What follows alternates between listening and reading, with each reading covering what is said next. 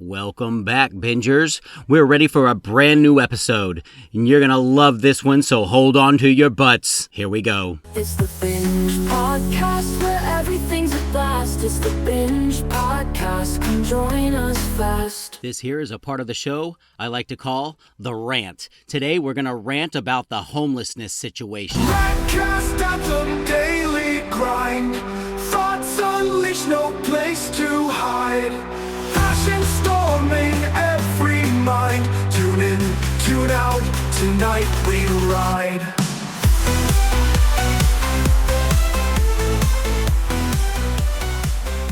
The homelessness. I can't fucking believe we're still dealing with this homeless crisis in the 21st goddamn century.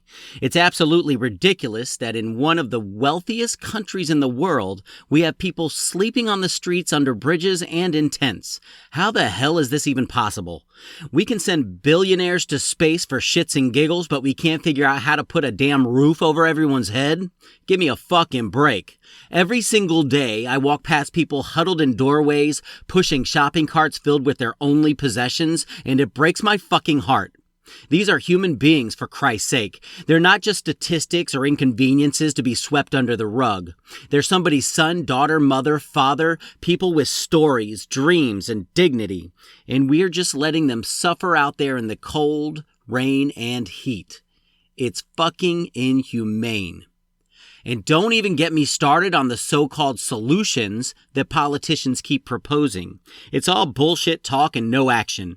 They throw around terms like affordable housing and mental health services, but where are the results? Where's the real change? They'll spend millions on studies, committees, and task forces, but when it comes to actually building shelters or providing services, suddenly the money dries up. It's all just lip service to make themselves look good during election season, the lying bastards. The worst part is how some assholes treat the homeless like they're less than human.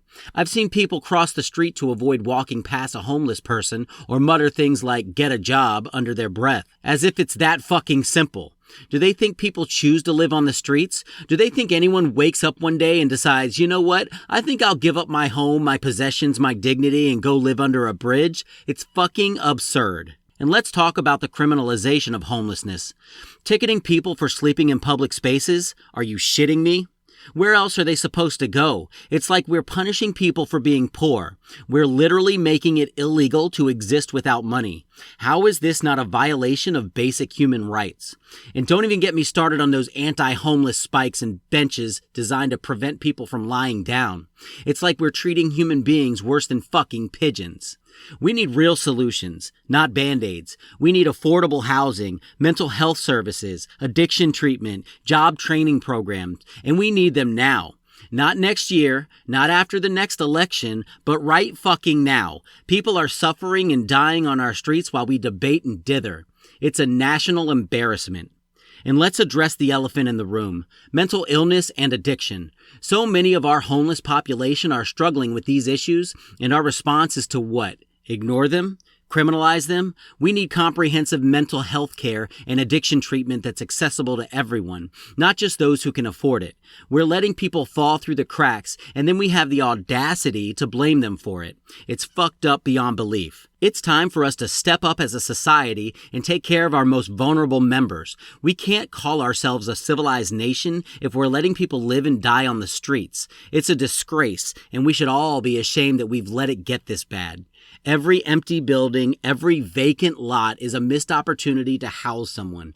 Every dollar spent on hostile architecture could be spent on actual help. And don't give me that, but it's complicated bullshit. Of course it's complicated. But you know what? We put a man on the fucking moon. We develop vaccines in record time. We can solve complex problems when we put our minds to it. We just need the will to do it. Wake up, people. This is a crisis, and it's not going away on its own. We need to demand action from our leaders, and we need to change our attitude towards the homeless. They're not invisible, they're not less than us, and they deserve our help and compassion. We need to see them as our neighbors, our fellow citizens, our equals, because that's exactly what they are. Enough is enough. Let's solve this problem once and for all. It's time to put our money where our mouth is, to show some real compassion and to make a change. Because if we don't, what does that say about us as a society? What does that say about our values, our priorities, our humanity? We can do better. We must do better. The time for action is now, goddammit.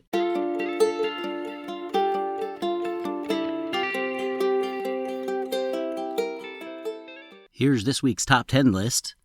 Gen X struggles that would blow Gen Z's minds. Top 10 time, it's the thrill of the night.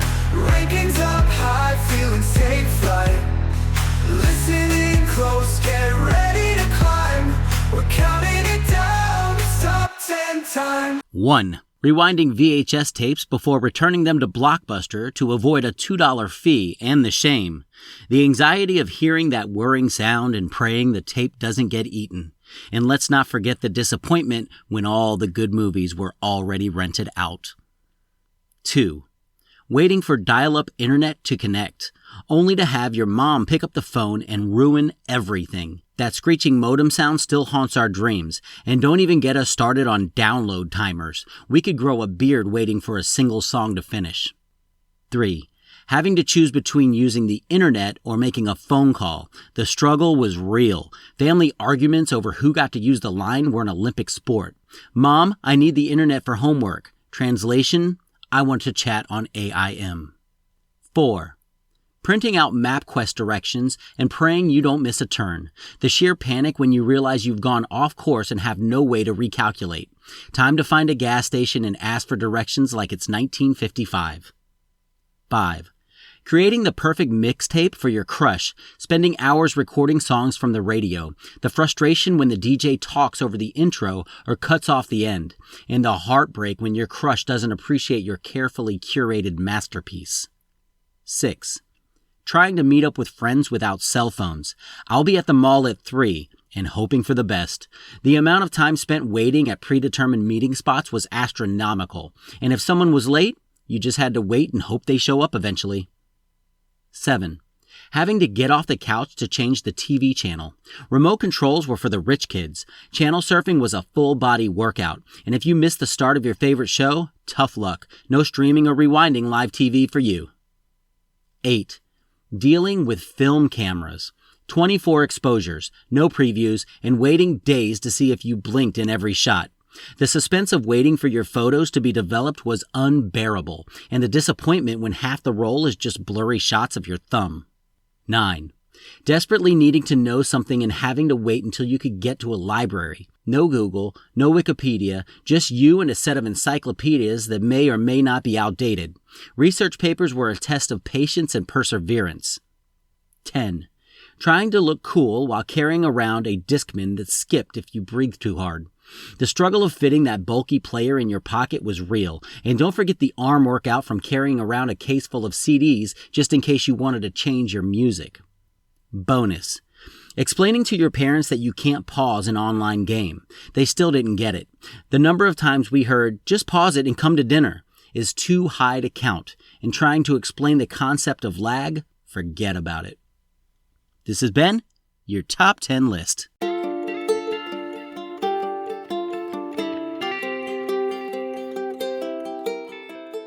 The Great Beyond, a no-bullshit guide to what happens when you kick the bucket. All right, you magnificent bastards, let's dive headfirst into the cosmic clusterfuck that is the afterlife. It's the ultimate mindfuck, the final what the hell, and the one trip you can't bail on when shit hits the fan. So grab a drink and let's explore what might await us when we finally croak, bite the big one, or as the kids these days might say, YOLO our way into oblivion. First up, we've got the classic religious takes on the afterlife. Christianity, Islam, and Judaism are serving up a steaming pile of heaven and hell. It's like a cosmic Yelp review system on steroids. 5 stars gets you into the pearly gates. 1 star and you're royally fucked, headed straight to Satan's barbecue. Better hope you've been kissing babies and rescuing kittens from trees because apparently there's a big-ass scorecard in the sky. Meanwhile, Hinduism and Buddhism are over here playing cosmic Russian roulette with reincarnation. Did you screw the pooch in this life? No worries. You might come back as a billionaire or a shit-eating dung beetle. It's the ultimate game of chance and the house always wins, you poor sucker. Let's keep spinning that wheel of karma until you hit the jackpot of enlightenment or die trying. Again and again and again. Now let's talk science, you nerdy fucks. Some brainiacs out there say consciousness is just our neurons having a wild-ass party. When the party's over, i.e. you kick the bucket, that's it. Lights out, assholes. But then you've got other scientists scratching their heads, wondering if maybe consciousness is like the Wi-Fi of the universe.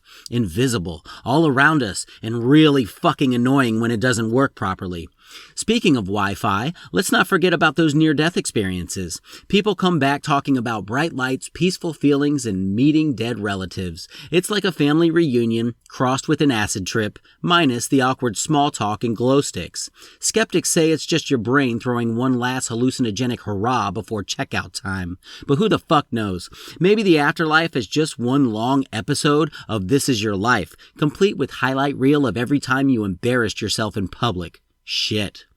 Philosophers, always ready to make your brain hurt worse than a hangover, have their own ideas. Some say your mind is like a software program that can run without the hardware, your body.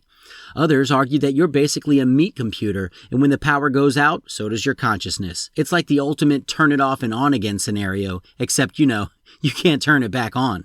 Tough shit, buddy. Then there's the idea that after death, there's just nothing. Nada. Zip.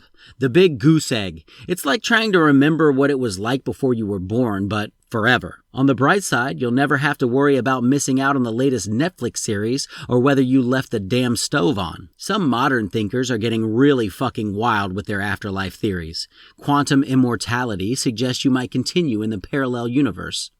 Imagine an infinite number of yous, living out every possible life choice. Somewhere out there, there's a you who actually became a rock star and didn't peak in high school. Dream big, you alternate universe bastard.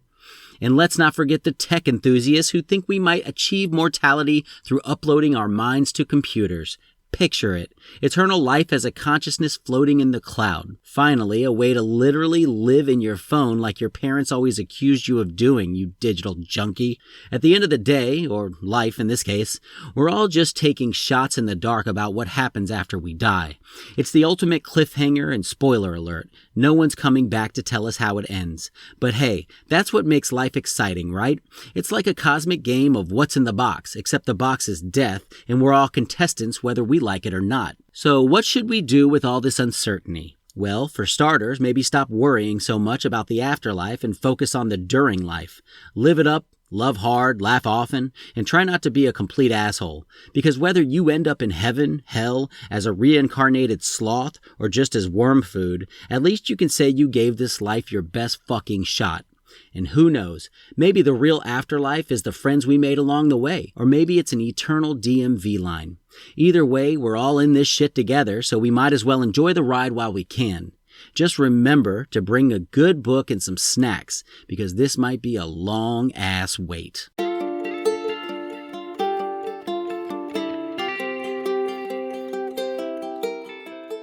If you're enjoying this podcast, please like and subscribe, and join us back every week for a new episode.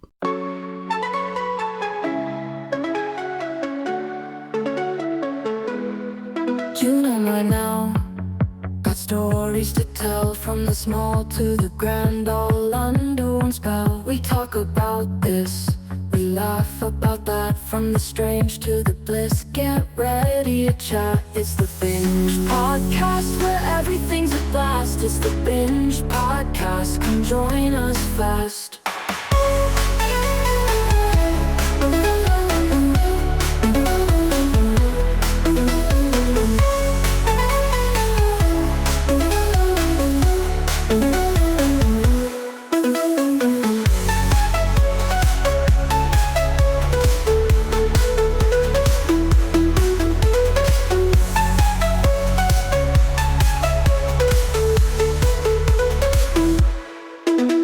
By now, got stories to tell, from the small to the grand, all under one spell. We talk about this, we laugh about that, from the strange to the bliss. Get ready to chat, it's the Binge Podcast, where everything's a blast. It's the Binge Podcast, come join us fast.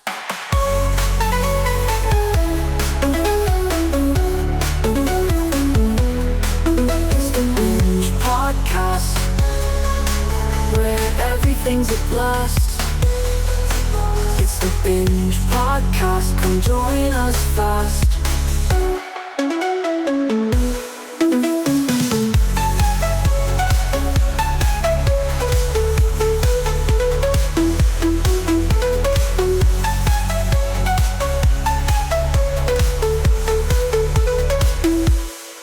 Tune in right now, got stories to tell, from the small to the grand, all under one spell. We talk about this, we laugh about that, from the strange to the bliss. Get ready to chat, it's the Binge podcast, where everything's a blast. It's the Binge podcast, come join us fast.